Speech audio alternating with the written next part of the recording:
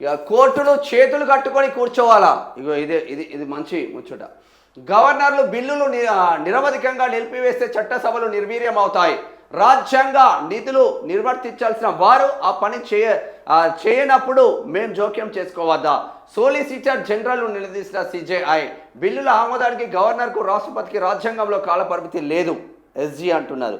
అయితే తప్పు జరిగినప్పుడు దిద్దుబాటు ఉండాల్సిందేనని ఆ సిజేఐ స్పష్టీకరణ. మంచి ముచ్చట. తదుపరి విచారణ 26కు వాయిదా, 26వ తేదీకి వాయిదా. అసెంబ్లీ ఆమోదించి పంపిన బిల్లులను ఆమోదించకుండా గవర్నర్లు నిరవధికంగా నిలిపివేస్తే చట్టసభలు నిర్వీర్యమైపోతాయని భారత ప్రధాన న్యాయమూర్తి జస్టిస్ బిఆర్ గవాయ్ స్పష్టం చేశారు. ఆ పరిస్థితిలో జోక్యం చేసుకునే అధికారం కోర్టుకు ఉండదా అని ప్రశ్నించారు. రాజ్యాంగ పదవుల్లో ఉన్నవారు తమ విధులు నిర్వర్తించకపోతే న్యాయస్థానాలు చేతులు కట్టుకొని కూర్చోవాలని కేంద్రం తరపు సీనియర్ న్యాయవాది సోలిసిటర్ జనరల్ తుషార్ మెహతాను నిలదీశారు. బిల్లుల ఆమోదానికి రాష్ట్రపతి గవర్నర్కు నిర్దిష్ట కాల వ్యవధి సుప్రీంకోర్టు నిర్దేశించవచ్చా అని రాష్ట్రపతి ద్రౌపది ముర్ము రాజ్యాంగంలోని 143(1) అధికరణ కింద సర్వోన్నత న్యాయస్థానం చెప్పిండు. నిజంగా అబ్బా. సరే, ఇక్కడ రాష్ట్రపతి కావచ్చు, గవర్నర్ కావచ్చు, ఇక్కడ గవర్నర్ ఉన్నారు.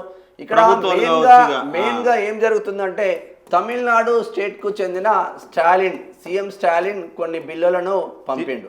అక్కడ గవర్నర్ రవి ఏం చేసిండు, దాన్ని ఎన్ని రోజులైనా పెండింగ్ పెట్టేసిండు.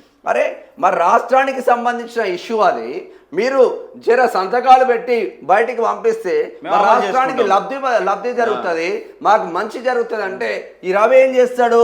రవి బీజేపీ క్యాండిడేట్ కదా, ఇక్కడ రాజ్యాంగబద్ధమైన పదవిలో ఉండని, కానీ ఆయన నరనరాన బీజేపీ ఉంటుంది కదా. సో బీజేపీ ఏం చేస్తుంది? ఇక్కడ అమిత్ షానో మోదీనో, ఇది ఓపెన్ సీక్రెట్, మోదీనో ఎవరు ఏం చెప్తే అది చేయాలి.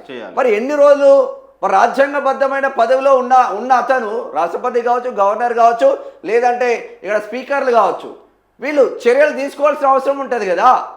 మేము చర్యలు తీసుకోము, మా స్పీకర్ 10 మంది ఎమ్మెల్యేలు తీసుకున్నాం, మా సీఎం చెప్తే మేము చర్యలు తీసుకుంటామని చెప్తా ఉంటారు. మరి మీరు రాజ్యాంగబద్ధమైన పదవిలో ఎందుకు? పార్టీలకు అతీతంగా ఉండేదే రాజ్యాంగబద్ధమైన పదవి, ప్రజల కోసం పనిచేసేదే రాజ్యాంగబద్ధమైన పదవి. మరి అటువంటిప్పుడు మేమెందుకు చర్యలు తీసుకోకూడదు? సుప్రీంకోర్టుగా మీ విధులు మీరు నిర్వర్తించకపోతే మిమ్మల్ని ఆర్డర్ వేసే అధికారం సుప్రీంకోర్టుకి ఎందుకు లేదు అని అడుగుతున్నారు. Supreme court chief justice. ఇది ఎంత మంచి ముచ్చట, జస్టిస్ గవాయ్, ఎంత మంచి ముచ్చట ఇది కాదా? కింది స్థాయి అట్టడుగు స్థాయి నుంచి వచ్చిన బిఆర్ గవాయ్. అందు గురించే ఆ బాధలు ఒక్కొక్కటి చూస్తూ ఉంటే కన్నీళ్ళు వస్తాయి ఆయనకు. దీనికి మనకి ఏం కాదు, ఓన్లీ మనకు రాజకీయం కావాలంతే.